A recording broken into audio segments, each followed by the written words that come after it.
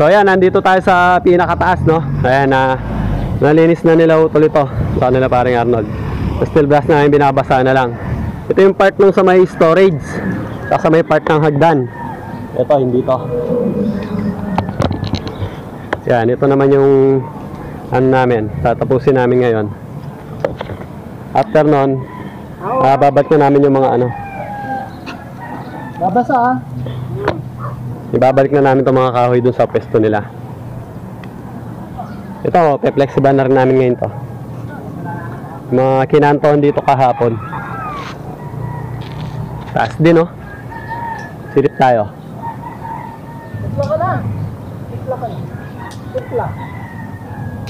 Sige na, magagawin ka?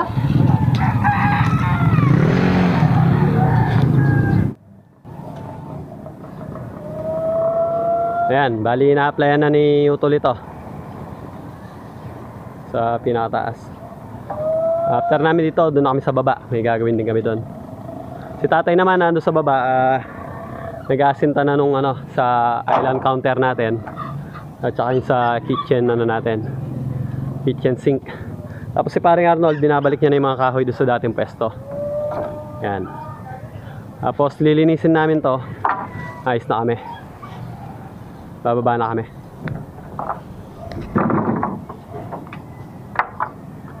Sarap dito, presko. Then no, Fiesta Communities. Yung mga pulang bubong. Yan ha. Hanggang dun. Alam ko Fiesta Community. Yan. Doon naman yung Clark. Yan yung mga bundok na yon. Sa Gawiroon, Clark, Pampanga. Tapos sa inyong Arayat. Bundok ng Arayat. Dito naman yung papuntang Porac.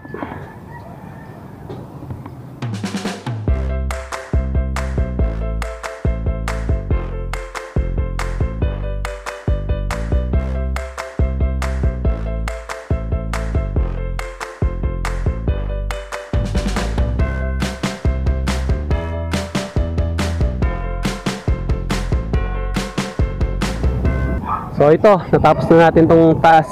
Yan. Na-applyan na natin to ng 2 coats ng Flexiband. Tapos na tayo lahat dito sa taas. Naibalik na rin namin yung mga kahoy. Ayun. Nabubungan na rin para safety sa ulan. Tapos pina-Flexiband na ni Utol yung mga pinalitadahan doon, yung mga kinantuhan. Yan, para baba tayo. Para siguradong wala na leak. Yan, ina-applyan niya na lang gamit yung brass. Ito, okay na to. Lahat yan na-applyan namin. Tapos yung may konting leak sa hagdan na sinasabi nila, palagi ko dito dumadaan yon. Yung open pa to, yung hindi pa to napapalitadahan o nakakantuhan. Kasi sa ilalim nito, doon nakatapat yung hagdan. Doon sa yung tinuturo nila na may leak. Kaya pagka na-flexiban na yan, wala nang dadaanan yung tubig dyan. Pakita ko sa inyo saan yung katapat nun sa ibaba, kung saan dumadaan yung ano, tubig. Dito sa ibaba yun.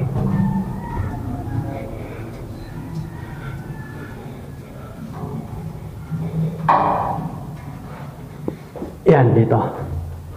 Yung tinuro ko kanina, doon yun, pababa dito. Kaya palagi ko dito dumadaan yan. Tapos lumalabas ang tubig dito sa mga siwang na to. Naiwan din to na hindi naka-finish.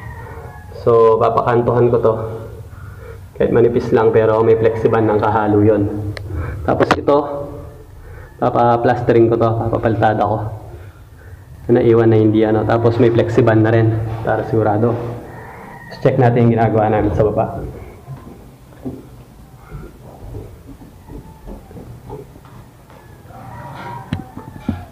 Ayan, ito yung ginagawa namin, yung dating kahoy na frame, napalitan na ng concrete o ng hollow blocks. Tapos dito yung island counter. Dito naman yung ano, kitchen top dito. Tapos kung mapapansin nyo, may slot siya dito sa bandang gitna. Dito yung gas range. May gas range yan. Tapos pa-letter L siya dito.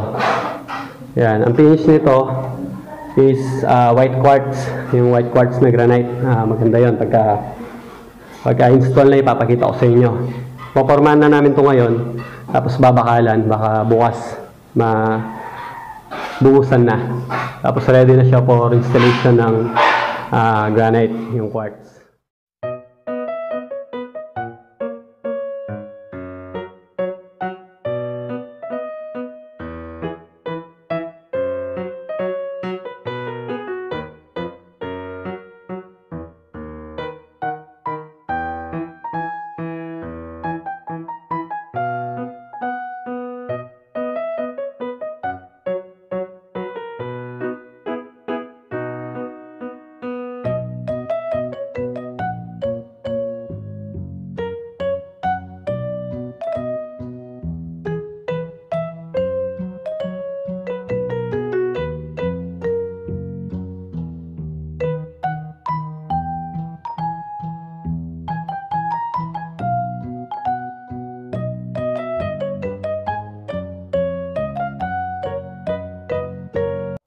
Yan, so napormahan na namin to, tapos sabay na bakalan na rin namin. Ready to buhos na to. Ayan. Ito na lang binabakalan yung island counter. Bali, ganito yung itsura niya. So, dito nakahang siya, tapos naka-offset yung wall doon. Itong wall na to, itong wall na yan, ay itong yan, yung pinaka-pader niya rito. Pwede namin lagyan ng design yan. Kasi white ito white quartz. So pwede kami mag-dark doon para mas ma-highlight, maigi yung white quartz. Maganda. Pwede kami mag-tiles dito ng dark, yung mga parang mga bricks na gray, yung mga ganon.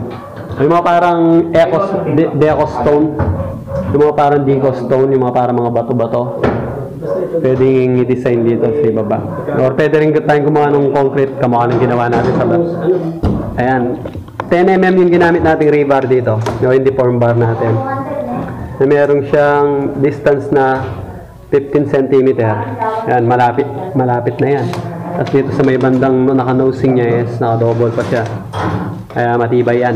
Sigurado matibay. Tapos ipinasok namin doon sa pader. Yan, nakadrill yan. Nakapasok yan para nakasakay siya sa pader. Ito namang slot na to, para ito sa gas range. Dito, yung gas range natin is 60 cm by 88 cm naman ang height. Yung dimension niya. Yan. After lunch, pwede na kami magbuhos dito.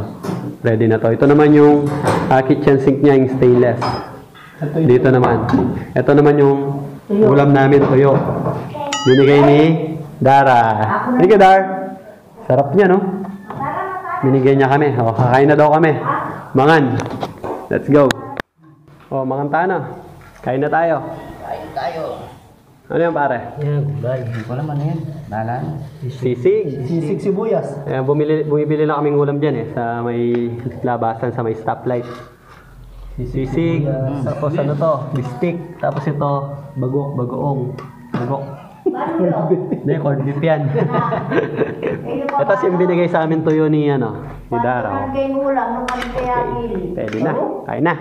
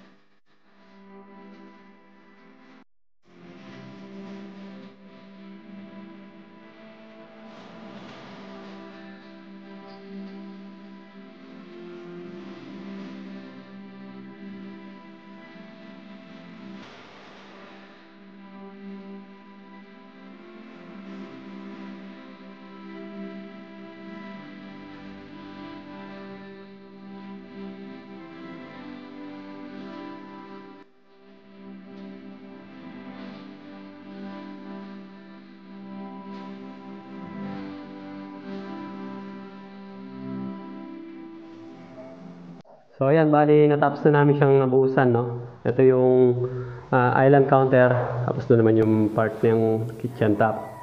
Yan, dito naman sa parting ito, dito yung stainless na sink, yung kitchen sink. Tapos nilagyan namin ng ganito kasi yun doon sa part ng gooseneck faucet niya, dito yun eh. Para pag nagme-maintenance sa ilalim, kasya yung kamay mo para hindi masikip sa ilalim pagka ina-unscrew mo pag nagme-maintenance, pag nagkakaproblema o kaya pag pinapalitan. Tapos ito yun.